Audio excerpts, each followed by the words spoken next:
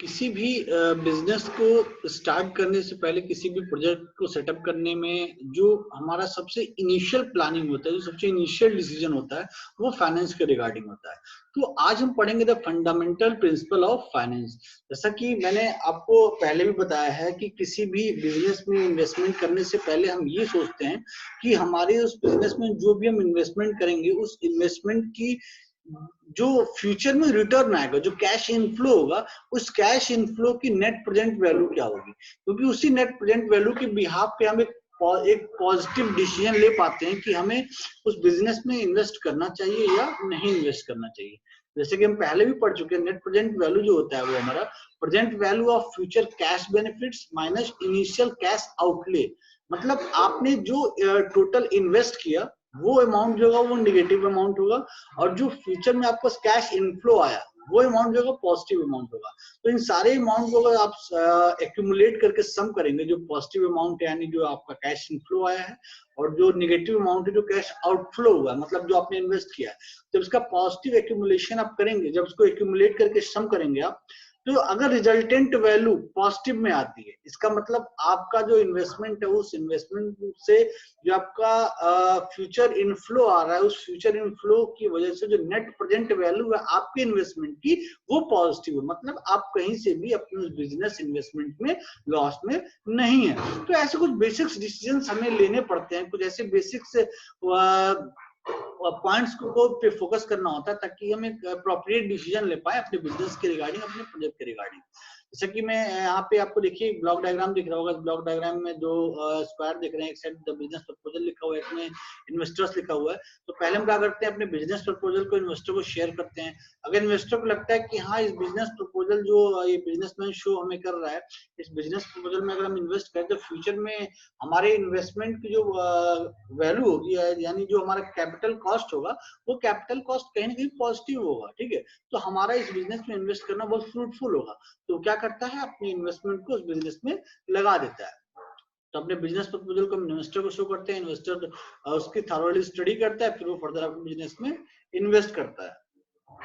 तो हमें अपने बिजनेस को स्टार्ट करने में जो फाइनेंशियल डिसीजन लेना पड़ रहा है, जो बेसिक फाइनेंशियल प्लानिंग करनी पड़ रही है, तो उस बेसिक फाइनेंशियल प्लानिंग के क्या क्या फंक्शंस हैं, अब हम वो पढ़ेंगे। इसमें हमारा टॉपिक है functions of financial management. Functions of financial management, जो फाइनेंशियल मैनेजमेंट हमें करना है, ठीक है, उसकी क्या क्या फंक्शनैलिटीज है और वो हम कैसे अचीव करते हैं। तो यहाँ देखिए, although it may be difficult to separate the finance function from production, marketing and other functions, yet the functions themselves can be readily identified. देखिए, किसी भी बिजनेस के बहुत सारे पार्ट्स होते हैं, ठीक है, प्रोडक्शन करना, उसकी मार्केटिंग करना, या उसकी और डिफरेंट डिफरेंट फंक्शंस, ठीक है। तो ये बड़ा डिफिकल्ट है कि हम अपने फाइनेंस को प्रोडक्शन से, मार्केटिंग से और बाकी अदर एस्पेक्ट से हटा करके किसी प्रोजेक्ट को स्टार्ट करने से पहले उसकी फाइनेंशियल कंडीशन को जज कर सकें। This is very tough task, लेकिन फिर भी हम ऐसा करते हैं, और हम एक वर्चुअल कॉन्सेप्शंस को लेते हुए अपने फ्यूचर में होने वाले प्रोडक्शंस, मार्केटिंग, प्रोजेक्ट सेटअप, इन सारी चीजों को एक्यूमुलेट करके उसका फाइनल कैपिटल इन्वेस्टमेंट हम निकालते हैं कि ओवरऑल कैपिटल इन्वेस्टमेंट क्या होगा। तो yet the functions themselves can be readily identified. The functions of rising fund, investment them in assets and distributing returns earned from assets to shareholders are separately known as financing, investment and dividend decisions.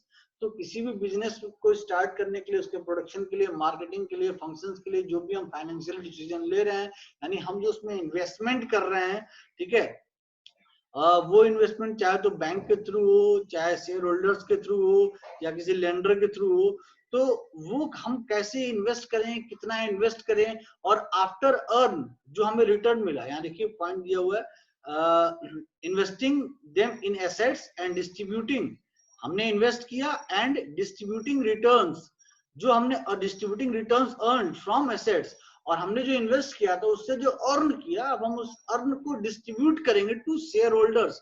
लेकिन अब उसको distribute करेंगे वो तो किस तरह से distribute करें, हमारे पास उसका एक पैरामीटर होना चाहिए कि हम जो हमने इन्वेस्टमेंट किया 100 रुपीज, उस पर जो भी प्रॉफिट मिलेगा उसका 10% हम इस शेयर होल्डर को देंगे, 2% इस इन्वेस्टर को देंगे। तो हमारे पास एक ऐसी स्ट्रेटेजिक पॉलिसीज होनी चाहिए। यही सारी चीजें हम फाइनेंशियल स्ट्रेटेजीज में प्लान करते हैं कि हमें कैसे कैसे इन्वेस्टमेंट करना है, कैसे रिटर्न आएगा, कितना रिटर्न आएगा, उस रिटर्न को कैसे हम डिस्ट्रीब्यूट करेंगे अपने शेयर होल्डर्स में, इन सारे एस्पेक्ट्स की प्लानिंग करते हैं। तो कह रहा है while performing these functions a firm attempt to balance cash inflow and outflow. कहने का मतलब ये है कि अभी आप ये जो सारे फंक्शंस परफॉर्म कर रहे थे, जैसे फंड को रेज करना, इन्वेस्ट करना, ठीक है, उससे जो आपने प्रॉफिट रिटर्न पाया, ठीक है, फिर उस प्रॉफिट में सारे सेल होल्डर डिस्ट्रीब्यूटर्स को डिस्ट्रीब्यूट करना है, किसको कितना पैसा देना है, ये जो ओवरऑल फंक्शनैलिटी है, ठीक है, फाइनेंस की, तो इस फंक्शनैलिटीज को प्रॉपर तरह से एग्जीक्यूट करने के लिए हमें अपने पास एक रिकॉर्ड मैनेज करना होगा कि बेसिकली हमने अपने बिजनेस में कितना कैश आउटफ्लो किया और कितना कैश इनफ्लो किया। वही यहाँ कह रहा है while performing these functions a firm attempt to balance cash inflow and outflow, this is called liquidity decisions। ये अगर हमारे पास एक प्रॉपर रिकॉर्ड है कि हमारे बिजनेस का कैश आउटफ्लो कितना है, कैश इनफ्लो कितना है, तो फाइनली हम ये कैलकुलेट कर सकते हैं कि हमारे बिजनेस की लिक्विडिटी क्या पॉजिटिव में है या निगेटिव में है। क्योंकि अगर हमें लिक्विडिटी मतलब क्या है, एक ऐसा एसेट जिसको हम इजिली कैश में कन्वर्ट सके, तो कर सके, तो हमारे बिजनेस की जो लिक्विडिटी है वो कैसी है, पॉजिटिव है नेगेटिव। अगर बिजनेस की लिक्विडिटी पॉजिटिव है, इसका मतलब कोई भी इशू नहीं है, प्रोजेक्ट को हम स्मूथली मैनेज कर सकते हैं, and we may add it to the list of important finance decisions or functions। और जो हमने अपने कैश इनफ्लो और आउटफ्लो को अपने रिकॉर्ड में मेंशन किया है, उस कैश इनफ्लो और आउटफ्लो को हम यूज कर सकते हैं अपने लिक्विडिटी डिसीजंस लेने में, ठीक है, कि हम कैसे अपने कैश का डिस्ट्रीब्यूशन करें, या हमें फ्यूचर में और ज्यादा इन्वेस्टमेंट की जरूरत है तो वो इन्वेस्टमेंट हम कहाँ से लाएं, क्या हमने जो इन्वेस्टमेंट किया तो वो भी घाटे में चल रहा है। तो इन सभी चीजों की जब हम प्रॉपर अगर हम कैश इनफ्लो आउटफ्लो की प्रॉपर डिटेल रखते हैं, यानी हमें अपने लिक्विडिटी का ओवरऑल सिनेरियो पता होता है, और उस लिक्विडिटी के बिहाफ पे हम अपने बिजनेस पर्सपेक्टिव में एक प्रॉपर डिसीजन ले सकते हैं, जिसको हम कहते हैं फाइनेंस डिसीजंस, या हम ये कह सकते हैं फंक्शन ऑफ फाइनेंस। ठीक है, हमें कैसे कैसे फाइनेंस करना है, किसको करना है, कितना करना है, ये सारे एस्पेक्ट्स जो हैं फाइनेंस करने के, वो हम अपने प्रोजेक्ट के रिगार्डिंग ले सकते हैं। क्या कह रहे हैं, फाइनेंस फंक्शंस और डिसीजंस इंक्लूड्स, तो किसी भी बिजनेस ऑर्गेनाइजेशन में एसेट्स को कैसे यूज करना है, ठीक है, फंड कैसे रेज करना है, फंड को कैसे इन्वेस्ट करना है, और जो रिटर्न हमें मिला कैश इनफ्लो के थ्रू उसमें कैसे किसको डिस्ट्रीब्यूट करना है, इन सारी जो फंक्शनैलिटी है फाइनेंस की, ठीक है, जैसे कहें कि फाइनेंस के रिगार्डिंग जो डिसीजंस लेने हैं, उन डिसीजंस को लेने के लिए हमें कुछ पॉइंट्स को फॉलो करना होगा। जैसे पहला पॉइंट यहाँ पे इन्वेस्टमेंट और long term asset mix decision, मतलब आपने जो इन्वेस्टमेंट किया है, ठीक है, वो इन्वेस्टमेंट ओवरऑल कितना है, जो भी लॉन्ग टर्म या शॉर्ट टर्म के लिए जो भी इन्वेस्टमेंट किया है, जो भी एसेट्स आपने उसमें डाले हैं, उन एसेट्स की ओवरऑल वैल्यू क्या है, कितना आपने इन्वेस्ट किया है, ठीक है, ये सारा रिकॉर्ड आपके पास होना चाहिए। नेक्स्ट, फाइनेंसिंग और कैपिटल मिक्स डिसीजन।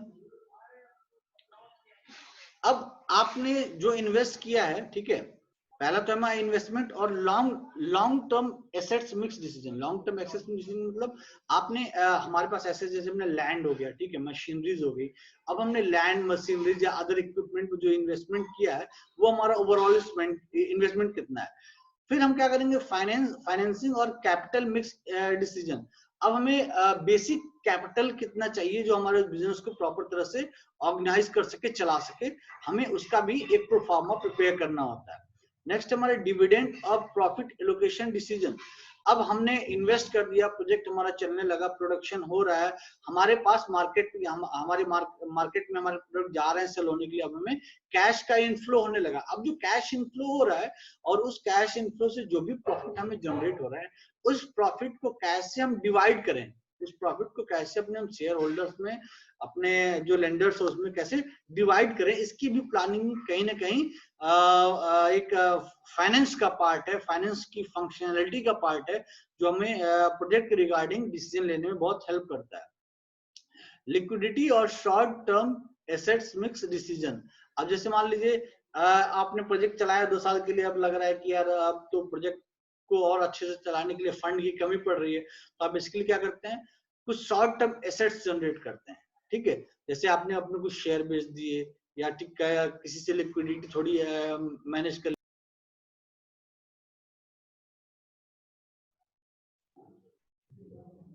हेलो सजल, यस सर। आवाज बिल्कुल यस क्लियर सर। आ रही थी इससे पहले ना? हाँ सर, आवाज क्लियर आ रही थी। स्क्रीन भी शेयर था? यस सर, स्क्रीन शेयर था। बीच बीच में कनेक्शन ब्रेक हो रहा है, इसलिए मैं पूछ रहा था। चलो फिर से स्टार्ट करते हैं। तो ये बहुत सारे पॉइंट्स हैं जिनको हमें किसी भी प्रोजेक्ट के फाइनेंशियल डिसीजन के रिगार्डिंग फॉलो करना होता है। जैसे कि हमें कितना अमाउंट इन्वेस्ट करना है, ठीक है, उस इन्वेस्टमेंट में कैपिटल अमाउंट क्या है, इसमें हमारा एसेट्स क्या है, जो हम फ्यूचर में अर्न करेंगे उसमें हमें अपने लेंडर्स को कितना डिस्ट्रीब्यूट करना है, फ्यूचर में जो हमें और फंड अगर चाहिए होंगे उस फंड को हम कैसे मैनेज करेंगे, उस लिक्विडिटी को कैसे फुलफिल करेंगे। तो ये सारी चीजें जो है हमारी पार्ट होती हैं किसी भी फाइनेंशियल डिसीजंस को लेने की रिगार्डिंग अ प्रोजेक्ट। यहाँ लिख कह रहा है firm performs finance functions simultaneously and continuously in normal course of the business. They do not necessarily occur in a sequence. देखिए बहुत इंपॉर्टेंट पॉइंट है, a firm perform the finance function simultaneously and continuously in normal course of the business. ऐसा नहीं होता है कि हम जैसे सपोज करिए हमारा प्रोजेक्ट चल रहा है, ठीक है, हमने अपना 100 कार का प्रोडक्शन कंप्लीट कर लिया, ठीक है, अब नेक्स्ट साइकिल 100 कार का प्रोडक्शन अगर हमें करना है तो अब हम पहले फाइनेंस के रिगार्डिंग कैलकुलेशन करेंगे कि क्या हमारे पास इतना बजट है कि हम रॉ मटेरियल परचेज करें, क्या हम प्रोडक्शन प्रॉपर तरह से कर पाएंगे या नहीं कर पाएंगे। ऐसा नहीं है, हम वो सारी चीजें पैरेलली करते हैं, इसलिए करते हैं कि ऐसा ना हमारे फाइनेंशियल डिसीजंस की वजह से हमारा प्रोडक्शन रुक जाए, हमारे फाइनेंशियल डिसीजन की वजह से लैक ऑफ कैपिटल की वजह से हमारा प्रोडक्शन रुकना नहीं चाहिए, हमारा प्रोजेक्ट नहीं रुकना चाहिए, हमारा गोल अचीव होना चाहिए हर हालत में। तो हमें ये चीजें क्या करनी है, पैरेलली परफॉर्म करनी है। Firm performs finance function simultaneously and continuously in the normal course of the.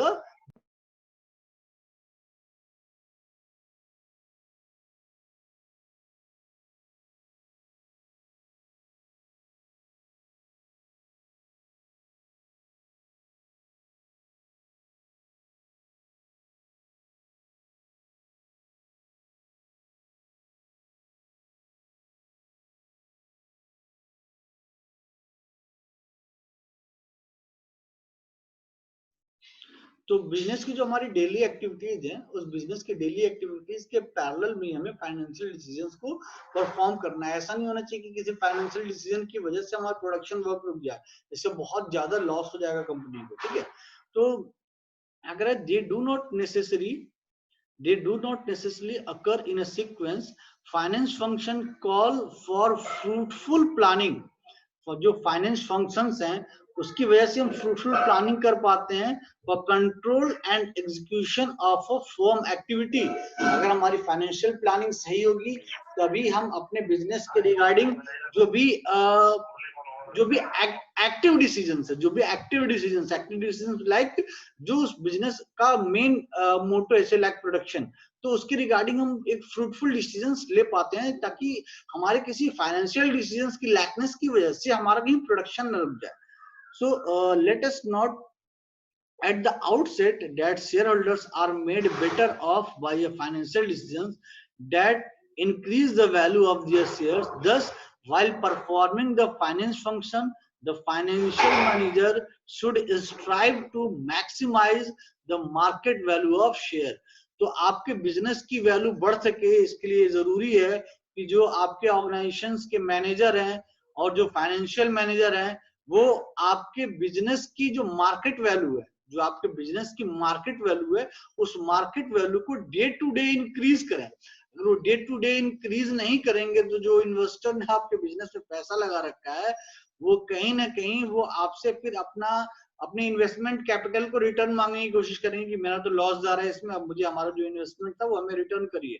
तो इसीलिए जो फाइनेंशियल डिसीजंस लेते हैं हमारे बिजनेस ऑर्गेनाइजेशन के लिए, और जो बिजनेस को जो हमारे प्रोडक्शन को चलाने के लिए जो मैनेजर्स डिसीजन मैनेजिंग डिसीजंस लेते हैं, उनको पैरेलली दोनों लोगों को एक साथ कम्युनिकेट करके ऐसे कुछ डिसीजंस लेने चाहिए जिससे उनके बिजनेस की market value time to time increase करे। ऐसा ना हो जाए कि मार्केट बिल्कुल धड़ाम बिगड़ जाए, ऐसी सिचुएशन नहीं आनी चाहिए। इससे क्या होगा, आपके बिजनेस का जो शेयर है, जो मार्केट शेयर है, वो बिल्कुल डाउन हो जाएगा, और हमें अपने बिजनेस के मार्केट शेयर को डाउन नहीं होने देना है। इसीलिए हमें अपने बिजनेस के लिए time to time financial planning, managerial decisions parallelly एक साथ टाइम टू टाइम लेने होंगे। ठीक है, तो अभी हमने कुछ फंक्शंस की बात किए थे, जो फाइनेंशियल फंक्शंस की बात की थी हमने, जो डिसीजन लेने में हेल्पफुल होते हैं। उसमें पहला था हमारा इन्वेस्टमेंट और long term asset mix decision, दूसरा था फाइनेंसिंग और कैपिटल मिक्स डिसीजन, तीसरा था डिविडेंड और प्रॉफिट एलोकेशन डिसीजन, चौथा था लिक्विडिटी और short term asset mix decision. इन्हीं 4 पॉइंट्स को अब हम आगे ब्रीफ में पढ़ेंगे नेक्स्ट लेक्चर में। Okay, thank you.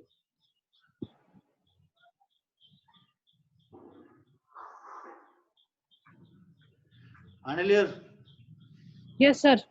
आगे का नेक्स्ट लेक्चर में करेंगे, ठीक है। मेरा 11 बजे से थर्ड ईयर का भी लेक्चर है, तो मुझे उसे भी थोड़ा देखना है, ठीक है। ओके सर, आज का यहीं थैंक यू सर। अटेंडेंस मुझे व्हाट्सएप कर देना। Okay sir.